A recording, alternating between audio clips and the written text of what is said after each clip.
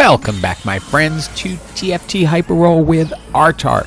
And this all started with a comment from Gerb, who suggested, hey, why not put the Infiniteam emblem on Garen, then create a mech team, stick Garen on the portal, and you might end up with two super mech Garens. Now, I did not know whether that would work or not, but this was the game I did right after I said I'm going to go jump on my alt and test this out. So let's see what happens. Now, the thing I want most of all out of the augments is an Infiniteam emblem, so I am rolling to try to get something that will give me that. Nope, it's not there. So we're just going to take Cybernetic Shell as the best fit, and we're going to be picking up mechs and Infiniteam along the way, because there is one goal in this game, and that is to combine these two builds and see if it actually works. Now, we're going to start with Infiniteam because, yeah, it's usually a fast start build, so it'll give us a lot more room to build into. And we'll take a moment in this first fight to remind you to like, comment, and subscribe, and also that if you want to see stuff like this live, weekends, Saturdays, Sundays, starting at noon Pacific time, if you request builds, I will try to put them together. There's no guarantee it's going to work, but we'll give it a shot. There isn't too much synergy between these two builds. All you really have is that you can get Defender with Garen or Wukong and Shen. So after that, there's really not much to go on that's going to help, but my plan is to start with Infiniteam and then build into Mech, since Infiniteam is usually stronger earlier. I had 2-starred the Draven, so I went ahead and brought him in since he's an ace, so I'm going to be able to take people off the board a little bit earlier, so it should overall enhance this build and allow us to keep winning as we put this wackiness together.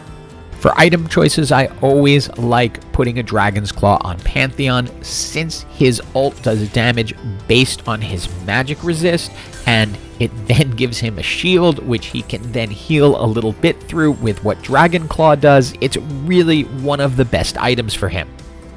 And of course, you will meet more Infiniteams along the way because, well, yeah, that's how this build is. It's probably the most popular build in the game right now, and that's for a reason. I've had so many games come down to Infiniteam versus Infiniteam, so if built well, it can end up with first and second. Now, normally with hero augments, I'm looking for Infiniteam, but this time I'm looking for Draven. Getting an additional gold is nice, but I like getting the automatic critical strike. It's just hard to resist, and it's going to impact the entire team, so yeah, I'm going to go ahead and go that way.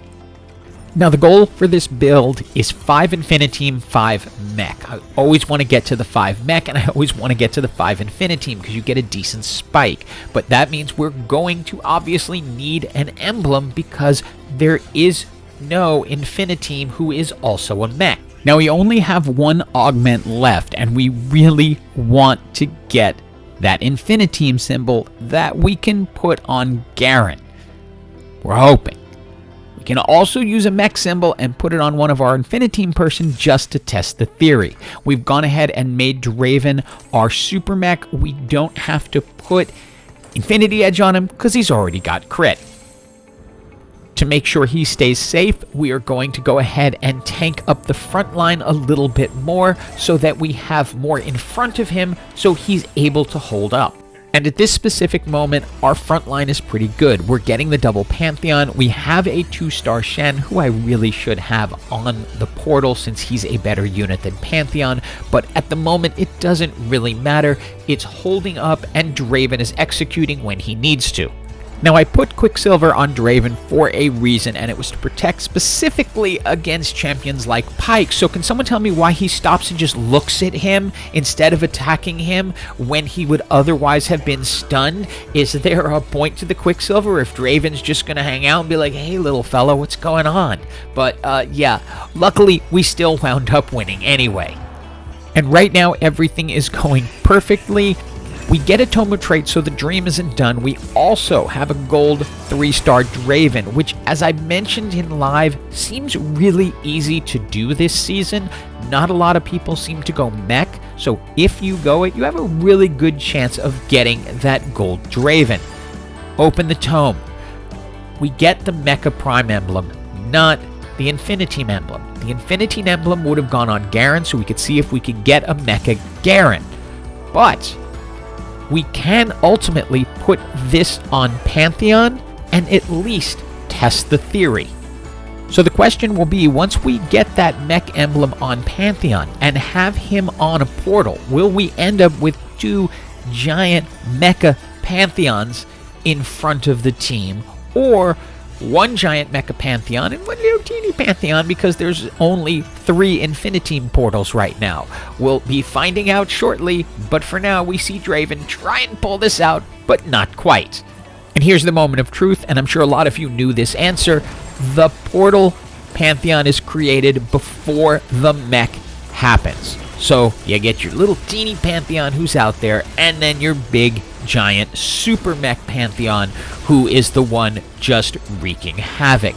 I decided to just throw a jeweled gauntlet on Draven. He already had crit chance, but this will allow his spells to crit now.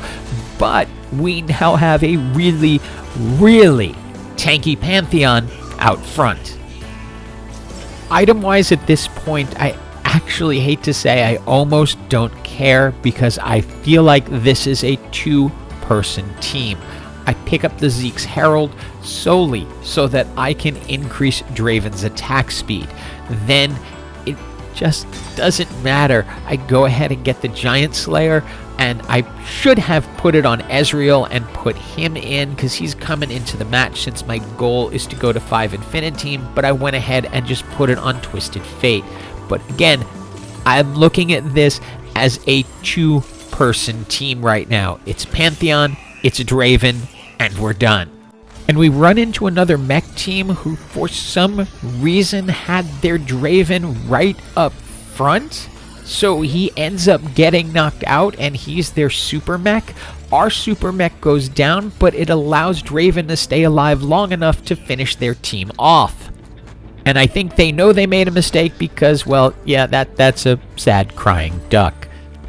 And I'm actually kind of surprised at how well this is doing. I really didn't expect to be competitive in this match once I didn't get exactly what I wanted, and it didn't work the way I dreamed it would. Kind of knew it wouldn't, but still, we now get through this team and find ourselves into the top 4, actually top 3, because that's how it went down. It's time for our final 2 item choices, and we have a Twisted Fate and there is a Static Shiv, so we might as well just put those 2 together. Then, since Twisted Fate is a duelist and we have a duelist emblem, we can go ahead and turn Ezreal into a duelist, so they will be attacking faster. We also get Ezreal up to 2 stars, Twisted Fate up to 2 stars, and yeah, Gary's with me because we are in a really, really insanely good position. This team we're up against has got a lot of power. It is a heart team with a gold 3-star Sona with a blue buff, and we have seen what those teams can do. I'm hoping my Pantheon with his Dragon's Claw will help. Not enough. He holds them up for a little bit, but yeah, Sona and LeBlanc with a heart emblem, really strong, able to take us down. So I decided to change things up a little and give the speed buff over to Ezreal on the other side.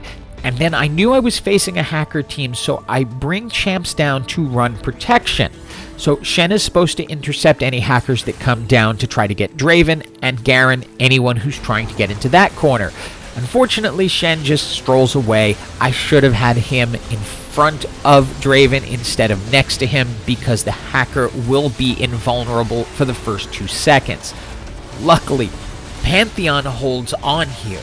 That Dragon's Claw allows him to keep popping off and is able to absorb all of the LeBlanc ults, and we win this round. So now we have to go and find out what's going on in the other game, where the team we just beat ends up beating the team that beat us, leaving us with the victory. It's a crazy combo.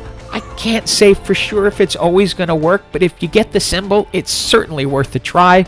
Hope you enjoyed this video, and as always, have an absolutely awesome day.